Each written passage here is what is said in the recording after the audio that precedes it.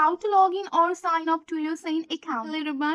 Hello everyone, I'm here to guide you how you can log in or sign up to your Shein account. For that, you have to follow this step. First of all, go and open up your Shein here. Once you have opened up your Shein, so you have to download the Shein from your Play Store or Apple Store.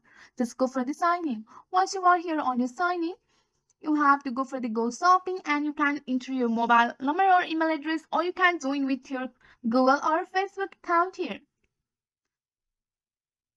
So once you have choose your platform, so they are loading their page here.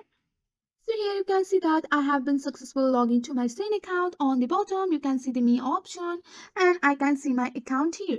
So after that I can shop here. Just go and I have selected this and I can select it to the visual or add to cart here. So with the help of this simple step you can easily sign up to your Shein account. That's it for today. If you like this video, please hit that like button and subscribe for more. I will see you in the next one. Thank you.